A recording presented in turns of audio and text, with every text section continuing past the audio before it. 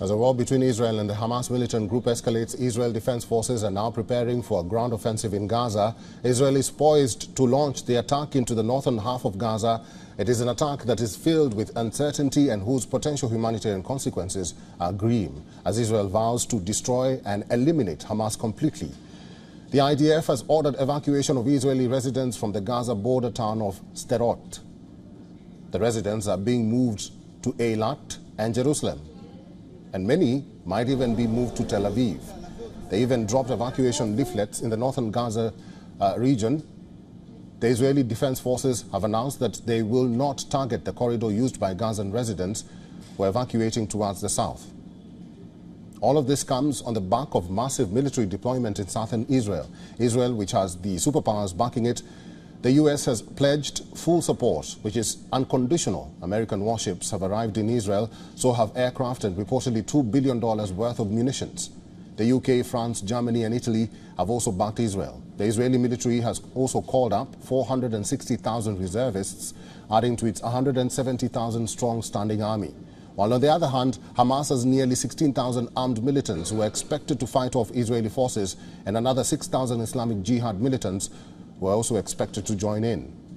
Hamas's fighters are perhaps a tenth of the likely invasion force, and it has neither the tanks nor the air power that is available to Israel.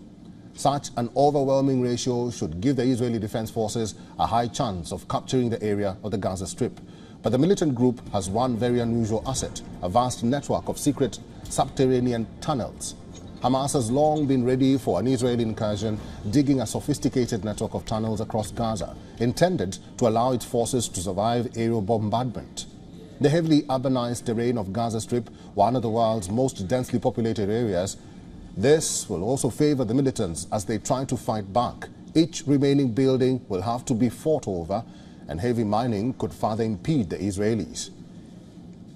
If Hamas copies the technique used by Russia to blunt Ukraine's counteroffensive.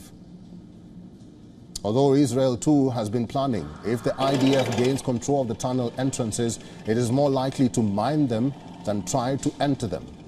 But without full control of the subterranean network, where Hamas command posts are likely to be based, any military control of northern Gaza will be insecure for Israel.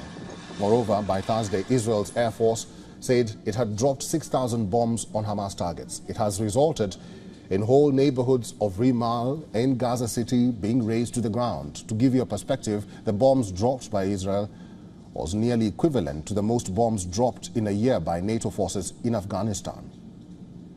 With the ground offensive imminent, the near certain reality is that it will be bloody, and it is possible that international political support for Israel, which is high after Hamas's brutal attack, might dip as more Palestinian civilians are killed or remain trapped without shelter, food or electricity. There is also the question of what Israel's medium-term strategy will be if it is able to seize control of the northern half of Gaza. And for more on this, we earlier spoke to Uriel Abulof. He's an associate professor of political science in Tel Aviv University, and this is what he had to say.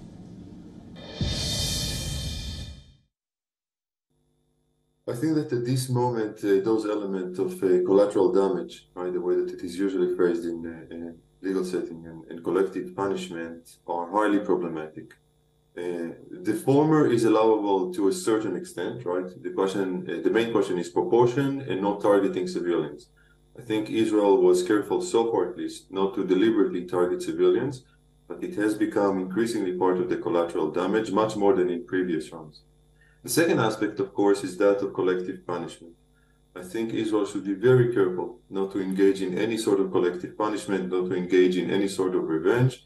The main target should be, and it is, in my mind at least, a very justifying target, to do away with the Hamas, at least in its military wing.